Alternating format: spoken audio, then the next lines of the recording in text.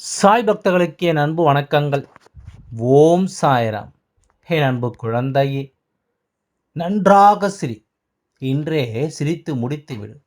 ஏனென்றால் நாளைய விடியலில் நான் சொல்லப் போகின்ற இந்த ஒரு காரியத்திற்காக நீ கண் கலங்கப் போகின்றாய். இப்படி ஒரு விஷயம் உன் வாழ்க்கையில் நடக்கும் என்று நீ நினைத்து கூட பார்த்திருக்க மாட்டாய். இந்த காரியத்திற்காக கண் கலங்க வேண்டிய நிலை வரும் என்று நீ ஒருபொழுதும் எதிர்பார்த்திருக்க மாட்டாய். அப்படி ஒரு விஷயத்தை தான் இன்று உனக்கு என்னவென்று சொல்லிவிட நான் வந்திருக்கின்றேன்.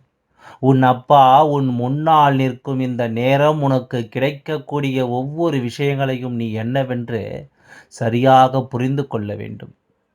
அப்பா உனக்கு எந்த விஷயத்தை எல்லாம் நல்லதென்று எடுத்து சொல்கின்றேனோ அதையெல்லாம் நீ சரியாக புரிந்து கொண்டால் உனக்கு கிடைப்பது எல்லாமும் நல்லதென்று உனக்கு புரியும். உன்னை இன்று சிரித்து முடித்துவிடு, நாளை அழ வேண்டும் என்று அப்பா சொல்கின்றாரே, உடனே கோபம் வந்திருக்குமே. அப்பா இப்படி சொல்லிவிட்டாரே, நாமே நம் வாழ்க்கையில் நமக்கு சந்தோஷத்தை தேடி தேடி வந்தால் சாயப்பா அழ வேண்டிய நிலை உனக்கு வரும் என்று சொல்கிறாரே என்று சொல்லி என் குழந்தை நீ கலங்குவதை என்னால் புரிந்து கொள்ள முடிகிறது. எல்லா விஷயங்களையும் என்னவென்று தெரிந்து கொள்ள முடிகிறது. உன்னை சுற்றி நடப்பது ஒவ்வொன்றும் என்னவென்று நிச்சயமாக இந்த அப்பா என்னால் உணர முடிகின்றது. உனக்கான நேரம் என்னவென்றும் ஏதுவென்றும் என் குழந்தை நீ புரிந்து கொள்ளும் தருணம் இனி அத்தனை விஷயங்களையும் உனக்கு சரியாக சொல்லிக் கொடுக்கும் காலம் என்பதனை நீ மறந்து விடாதே. இந்த அப்பா எந்த விஷயத்தையும் உனக்கு சொல்லாமல் இருந்தது கிடையாதல்லவா? எந்த ஒரு உண்மையையும் இடத்திலிருந்து நான் மறைத்தது கிடையாதல்லவா? அப்படி இருக்கும்பொழுது இது நடக்கும் என்றால் நான் சொல்லத்தானே வேண்டும்.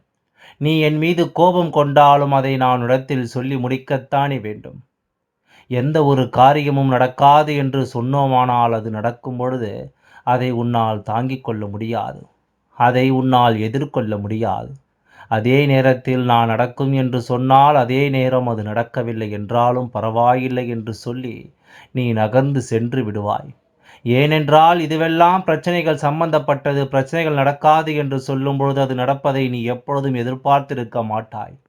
நடக்கும் என்று சொன்னால் நீ எதிர்பார்த்து நிற்பாய். அது நடக்காமல் போனால் உனக்கு சந்தோஷம்தான். இப்படித்தான் அப்பா எப்பொழுதும் தன் குழந்தைகளுக்கு வாழ்க்கையை கற்றுக் கொடுத்து கொண்டிருக்கின்றேன்.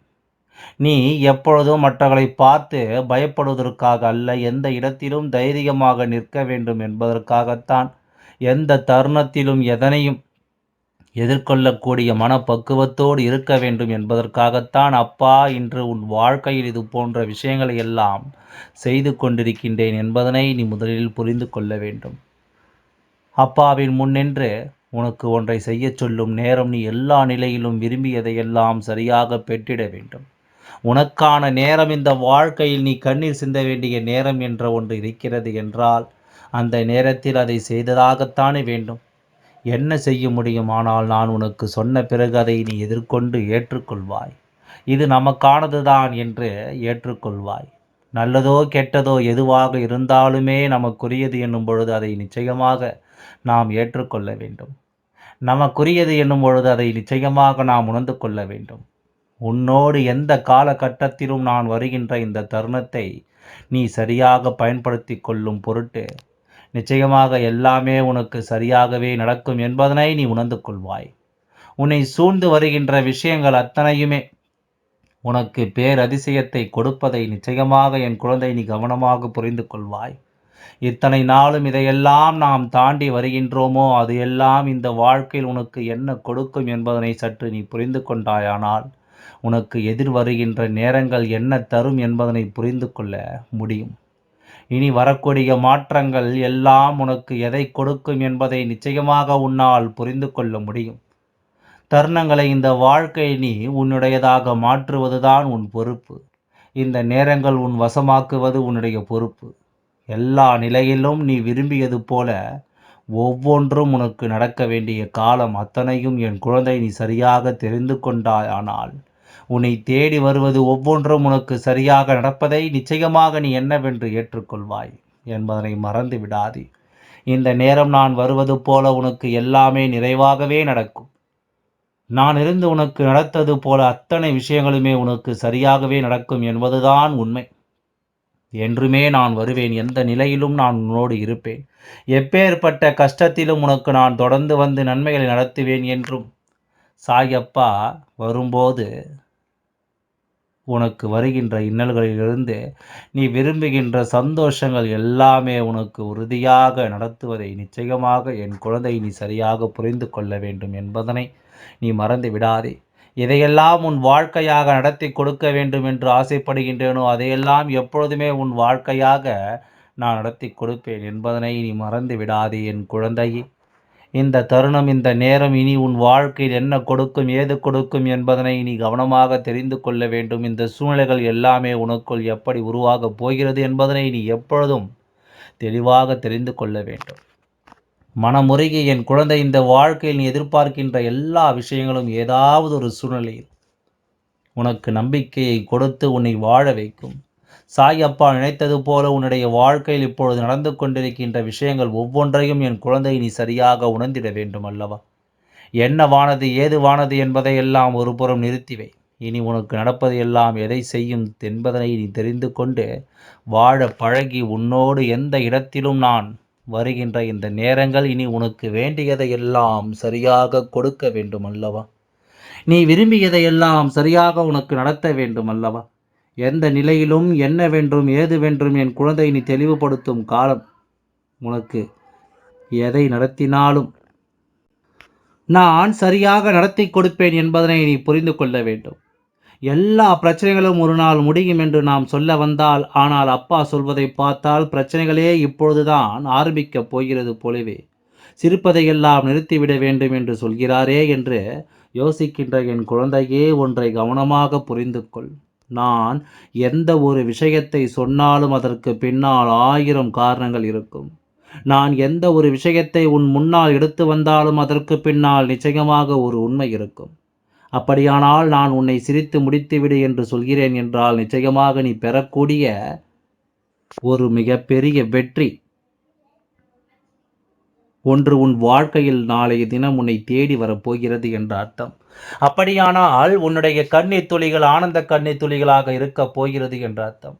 நீ அழுவாய், நிச்சயமாக அழுவாய். ஆனால் அது உனக்கு நடக்கக்கூடிய நல்ல விஷயத்திற்காக நீ அழுவாய். உன்னை சுற்றி வருகின்ற உண்மைகளுக்காக நீ அழுவாய். உன்னை தேடி வருகின்ற சந்தோஷங்களுக்காக நீ அழுவாய். நம் வாழ்க்கையில் இப்படி ஒரு பிரச்சனை தீரும் என்று நாம் கனவிலும் நினைக்கவில்லையே என்று சொல்லி நீ அழுவாய். நாம் காலம் முழுவதும் இந்த பிரச்சனைகளோடு தான் இருப்போமா என்று நினைத்து கொண்டிருப்போமே, ஆனால் இப்பொழுது இந்த பிரச்சனை முற்றுக்கு வந்துவிட்டது என்று சொல்லி நீ நிச்சயமாக அழுவாய்.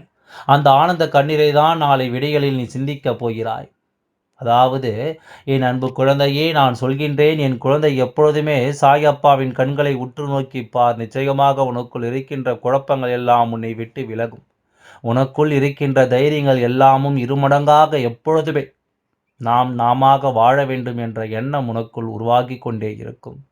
எந்த நொடியிலும் எந்த நேரத்திலும் நன்மை கொண்டு நம்பிக்கை கொண்டும் இந்த வாழ்க்கையில் நீ எதை பெற நினைக்கிறாயோ அதை அத்தனையுமே உனக்கு சரியாக நடக்கப் போகிறது என்பதனை நிச்சயமாக நீ புரிந்து கொள்ள வேண்டும். உன்னோடு எப்பொழுதும் நான் வருகின்ற இந்த காலங்கள் இனி என்னாலும் இந்த வாழ்க்கையின் உச்சத்தை உனக்கு காண்பித்து கொடுக்க வேண்டிய நேரம். அப்பா ஒன்றை சொல்லும்பொழுது அதிலிருந்து நீ உனக்கான வாழ்க்கையை மீட்டெடுத்து விட வேண்டும் என்பதனை மறந்து விடாதே. அப்பா சொன்ன வார்த்தைகளை ஒருபொழுதும் விட்டுவிட மாட்டேன். அப்பா சொன்ன சொல் நிச்சயமாக மீற மாட்டேன். உனக்கு நான் தர வேண்டிய விஷயங்களை எல்லாம் சரியாக தருவதோடு மட்டுமல்லாமல் உனக்கென்று நான் கொடுக்கக்கூடிய உண்மைகளை எல்லாம் என்றுமே தரமாக செய்து முடிப்பேன் என்பதுதான் உண்மை. சாயப்பா உன் நிலை அறிந்து, உன் வாழ்க்கையில் உன்னுடைய சூழ்நிலை என்னவென்று அறிந்து உனக்கு எப்பொழுதும் நல்லது நடத்த வருகின்ற இந்த நேரம் நீ எந்த தருணத்திலும் எதையுமே விட்டுவிடக்கூடாது.